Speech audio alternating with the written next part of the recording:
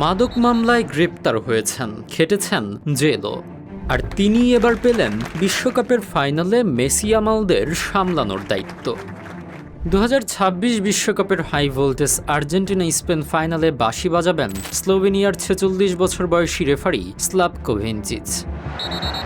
পতিতাবৃত্তি, মাদক ও অস্ত্র পাচারের মতো ভয়ঙ্কর চক্রের সঙ্গে জড়িত থাকার অভিযোগে 2020 সালে বসনিয়ায় গ্রেপ্তার হয়েছিলেন তিনি। পুলিশের সেই অভিযানে 14 প্যাকেট কোকেন ও আগ্নেয়াস্ত্র উদ্ধার হয়েছিল। যদিও ভিনচিচের দাবি ছিল তিনি কেবল একটি ব্যবসায়িক আমন্ত্রণে সেখানে গিয়েছিলেন এবং পরে তাকে সব অভিযোগ থেকে অব্যাহতি দেওয়া হয়। তবে অতীত মুছে তিনি এখন আন্তর্জাতিক ফুটবলের অন্যতম সেরা রেফারি।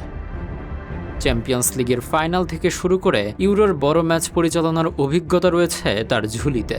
এবারের বিশ্বকাপেও 3টি ম্যাচ পরিচালনা করেছেন তিনি। তবে আর্জেন্টিনা শিবিরে তাকে নিয়ে বাড়তি অস্বস্তি থাকাটাই স্বাভাবিক, কারণ 2022 বিশ্বকাপে এই ভিনচিচের রেফারিতেই সৌদি আরবের কাছে 2-1 গোলে হেরেছিল লিওনেল মেসির দল।